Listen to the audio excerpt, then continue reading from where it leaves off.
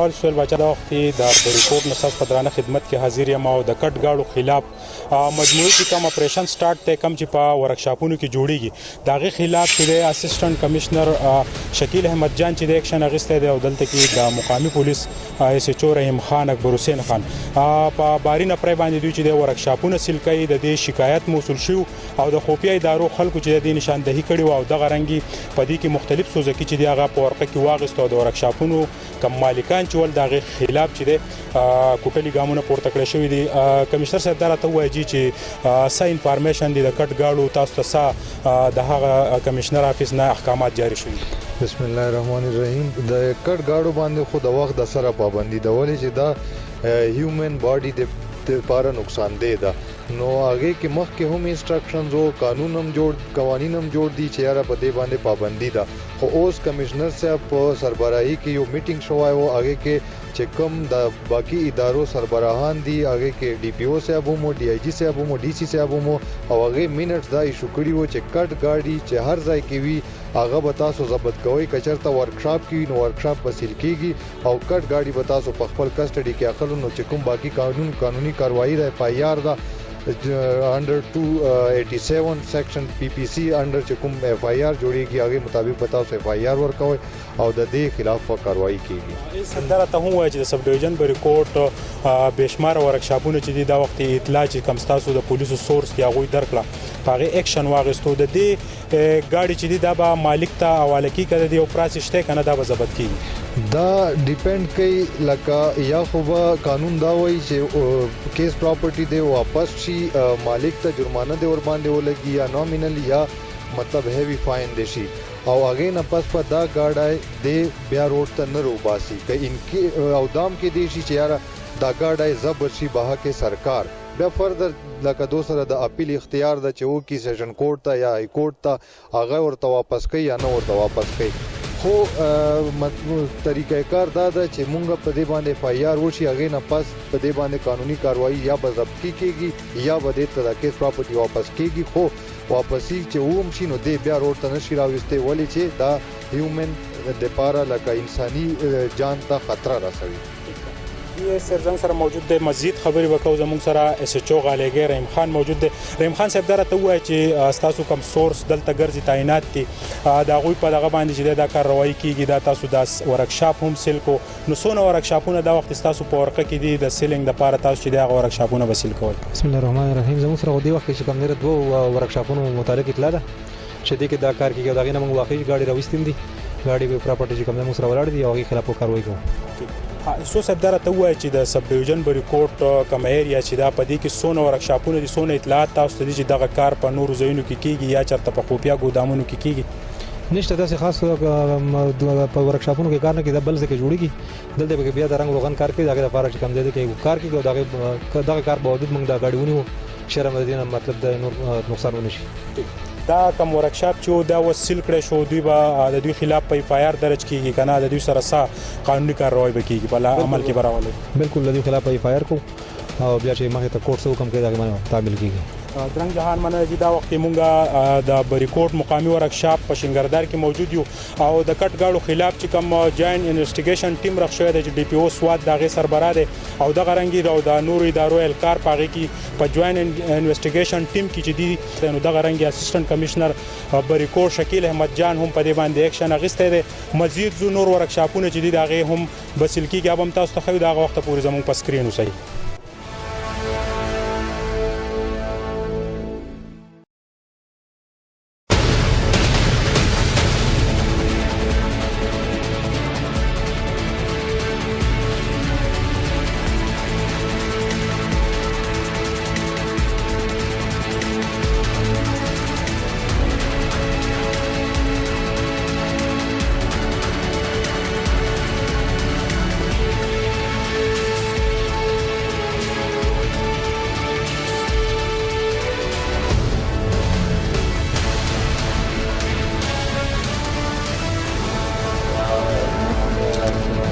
دا وخت دویم کوم ورکشاپ چې د شنګردار کم کې چې د پولیسو دلته سورس دي د ای سی صاحب کم سورس پرېښودي دي په سب ډویژن په ریکورډ کې چې هغه د دې سره سره د مضر صحت پای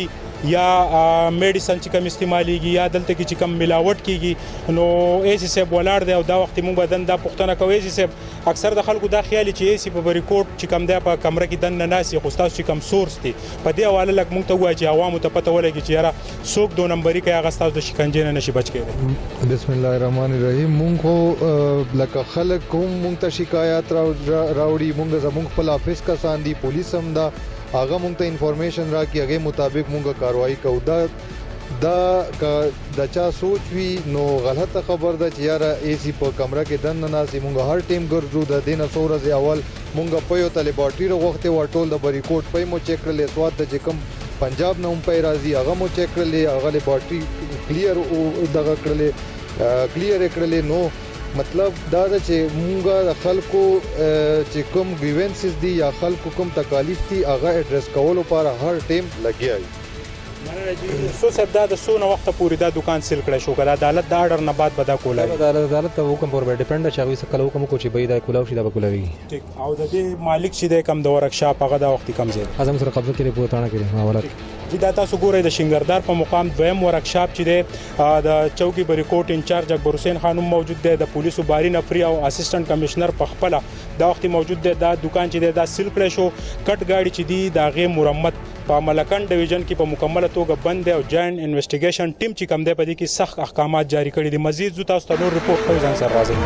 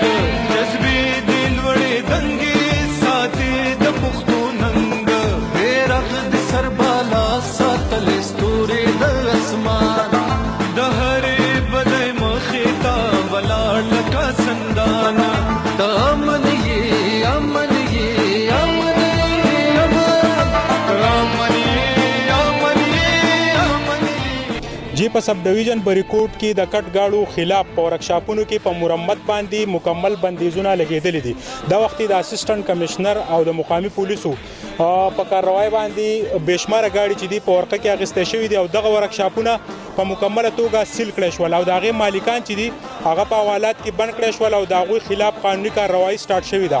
یاد دې وي چې په تېره ورځ د اعلی پایې په میټینګ کې د کټ گاړو په مرمت باندې ګامونه پورته کړی شوي او دغه رنګې نننۍ کارروایي چې ده د هغه میټینګ زیر اثر دی چې دا وخت د سب ډیویژن بریکوټ بشماره ورکشاپونو کې د گاړو ریپیرینګ سټارټ و چې په هغې د مقامي پولیسو سره د اسسټنټ کمشنر ایکشن اخیستی دی. او دا وختي دغه کم مالکان چې دي د ورکشاپونو هغه د پولیس په حراست کې دي. ضرورت هم د دې خبرې دی چې دلته کې کم ورکشاپونه دي په هغې کې د عام ګاړو مرمت چې دی په هغې باندې هېڅ قسمه پابندي نشته، خو کم کټ ګاډي چې چکدرې نه راځي او هغه ریپیر کېږي د هغې خلاف چې دی مقامي پولیس او اسسټنټ کمشنر کاروای باندې لاس پورته کړی دی. د کیمرامین حضرت حسین سره سهیل باچہ، رپورٹ.